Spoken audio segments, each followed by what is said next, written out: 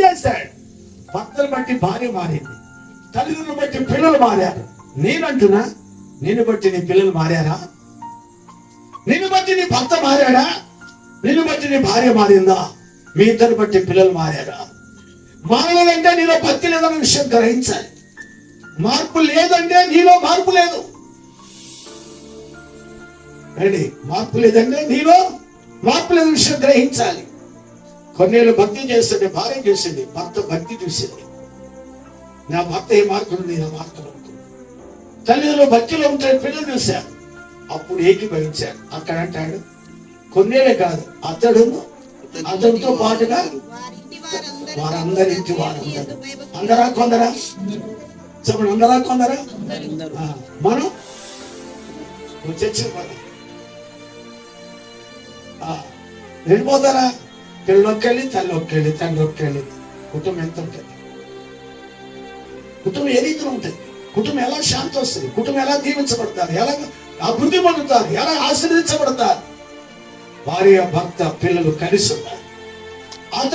అతని ఇంటి వారందరితో కూడా దేవుని యందు లోకం ఉందా?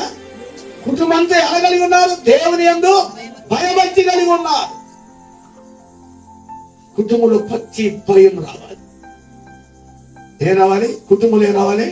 భయము, భక్తి రావాలి. కుటుంబం అంతా భయభక్తి కలిగి ఉన్నారు. ఫస్ట్. సెకండ్, ప్రజలకి బహుధర్మం చేస్తున్నారు. దేవుని స్తోత్రం. హల్లెలూయా. క్రిస్మస్ వచ్చిందా? అయిపోయిందా? ఉందా? జనం ఉందా? అయిపోయిందా? నేనంటున్నా, మీకు ధనం ఉంది, మీకు భూమి ఉంది. ఎంతవరకు ధర్మం చేశారు? ఎంతవరకు ధర్మం చేశారు? మనకు ధర్మం చేతగా, తోసుకోవడం చేతది, ఖర్చు పెట్టడం చేతగా, సమకూర్చుకోవడం చేతది. దేవుని బిడ్డలు ఇక్కడ ఆలోచించారు. ఒక పోలీస్ ఆఫీసర్ విద్యావంతుడు, ధనవంతుడు, బుద్ధిమంతుడు, శ్రీమంతుడు, పేరు ప్రఖ్యాతి కలిగిన ఆయన, ఒక అన్యుడు దేవుడు కూర్చి దేవుడు అంటే తెలియకపోయిన భక్తి చేయడం ప్రారంభించారు. ఆ భక్తిని బట్టి పిల్లలు మార్పు చెందారు. ఆ ప్రార్థన చేయడం ప్రారంభించారు. రెండవదిగా ధర్మం కూడా చేయడం ప్రారంభించారు. ఏం చేయటం? ధర్మం. మనం ప్రార్థన పాడొచ్చు, ప్రసంగాలు చేయొచ్చు, ఎన్ని చేసిన ధర్మం చేయాలి. ఎంతవరకు ధర్మం చేశారు? చేతులెత్త. నేను చేసిన లేని వారు ఉన్నారు, వస్త్రాలు సరిగా లేని వారు ఉన్నారు, తల్లిదండ్రులు లేని వారు ఉన్నారు, రకరకాల ప్రజలు ఉంటారు. వారికి ధర్మం చేయాలి. గ్రామంలో ఉన్నారు. ఏం చేయాలి? నిన్నగాక మన నైట్ హోదాల్లో ప్రార్థన మర్మంలోనికి ఏసై రెండో రాకుండా మర్మంలోకి అంటే కర్మ మనం సాధించాలి. ధర్మం చేస్తేనే. కొన్నేళ్ళ కుటుంబం అందరు కలిసి ప్రార్థిస్తున్నారు. సెకండ్, ధర్మం చేస్తున్నారు. తర్వాత ఎల్లప్పుడూ దేవునికి ప్రార్థన చేయవారు. దేవునితో 3 పనులు చేశారు. ఒకటి, దేవుని యందు భయభక్తి కలిగి ఉన్నారు. రెండవది, ధర్మం చేశారు. మూడవది, ఎల్లప్పుడు కూడా దేవునికి ప్రార్థన చేశారు. ఎల్లప్పుడా? అప్పుడప్పుడా? చెప్పండి. అప్పుడప్పుడా? ఎల్లప్పుడా? మనం ఎప్పుడు చేయాలి? మంచి జరిగినా చేయాలి, చెడు జరిగినా, నష్టమైనా, కష్టమైన, ఏదైనా సరే, మేలు జరిగినా జరగకపోయినా ఏం చేయాలి? ప్రార్థన మానద్దు. ప్రార్థన మానద్దు. చాలా మంది మేలు జరిగితే పంట బాగుపడింది అనుకోండి, సంతోషిస్తారు. పంట పట్టకపోతే దేవుడు ఉంటే కొంతమంది అంటారు, మీ దేవుడు ఇంత పంట ఏదంటారు. వాళ్ళ మాత్రం బట్టి మనం ఏం చేస్తాం? నేను పరీక్షిస్తాను. ఒకసారి పరీక్షిస్తాను. దేవుని ఎంత పరీక్షించాడు? పట్టుకోలేదా? విశ్వాసం కోల్పోయాడా?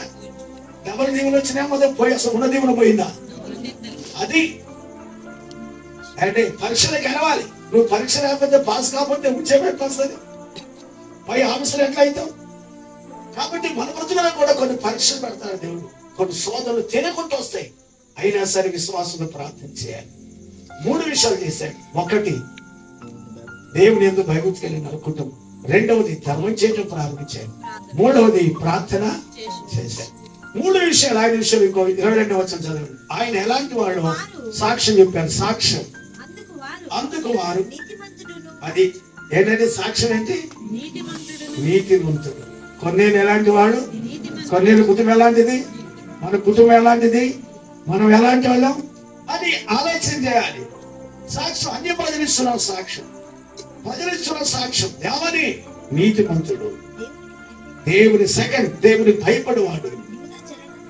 అంటే యూదా జనులందరిలో కూడా మంచి గుండె, మంచి పేరు కలిగిన వాడు. మంచి పేరు రావాలి. ఏం పేరు రావాలి? మంచి పేరు రావాలి. ఈయన 6 విషయాలు చెప్పారు. ఒకటి, దేవుని యందు. రెండవది, ధర్మం చేశారు. మూడవది, ఎల్లప్పుడూ. నాలుగవది, నీతిమంతుడు. ఐదవది, దేవుని భయపడేవాడు. ఆరవది, మంచి పేరు కలిగిన వాడు. వాక్యం చెప్పు 10వ అధ్యాయం 40వ వచనం. దేవుడు ఆయనను 44 చదవం. పేతురు ఈ మాటలు ఇంకా చెప్పుచుండగా అతని బోధ విన్న వారందరి మీద పరిశుద్ధాత్మ దిగి వచ్చెను. వచ్చిన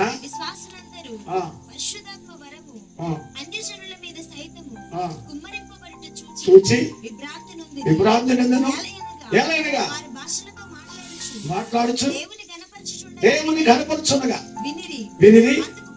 అందుకు పేతురు మనవలే వీరు